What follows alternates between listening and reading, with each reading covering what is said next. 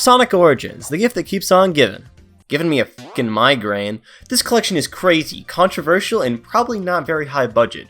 And it just got DLC, and I really want to talk about it because it's kind of, I already made a video about my thoughts on base Origins, but to recap, it's a pretty solid collection. It's got some pretty cool features, like the story mode and the museum are really cool. However, it definitely has a lot of issues, such as the drop-dash roll lock, the strange blur effect, the price, and of course, the inferior Sonic 3 music. My ears are bleeding. The collection definitely doesn't match up to some of the fan ports out there, like Sonic 1 Forever, Sonic 2 Absolute, and Sonic 3 Air, but it's serviceable. But now that Sonic Origins Plus is finally out with tons of new features and fixes, I think it's only fair that we give this game another shot.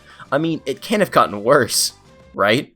Starting off with the best feature in the DLC, maybe even the entire collection, the addition of a playable Amy Rose.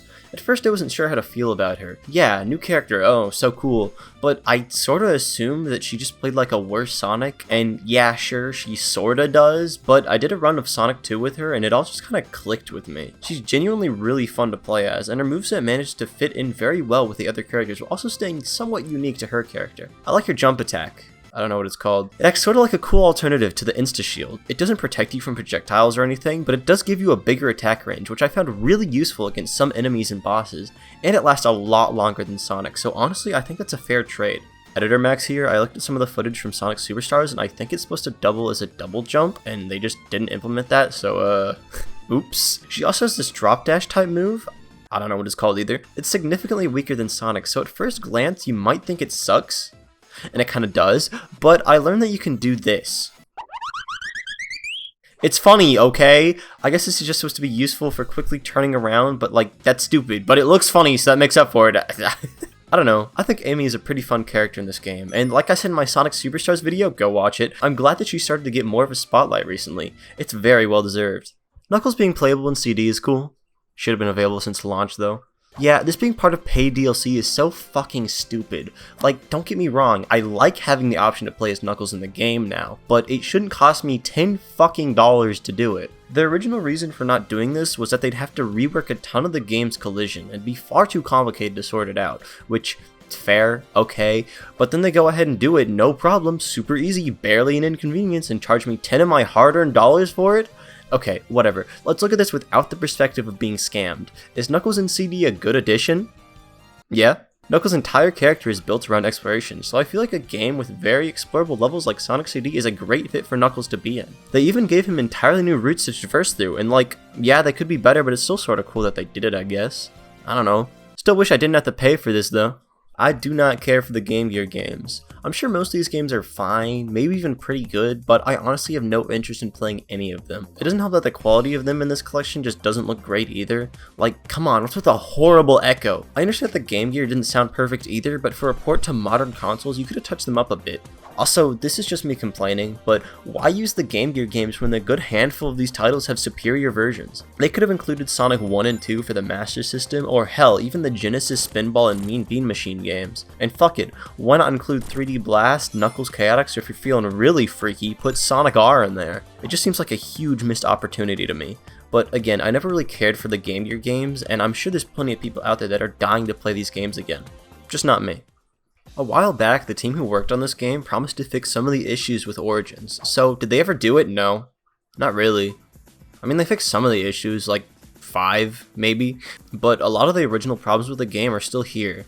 I know for a fact they fixed the drop dash lock, thank God, and I'm pretty sure they fixed a lot of the collision issues present in multiple of the games. But alas, this game is still riddled with problems. The weird blur effect is still present, which, might I say, modders fixed this issue literally day 1 when the game came out, so why in the world is it still here?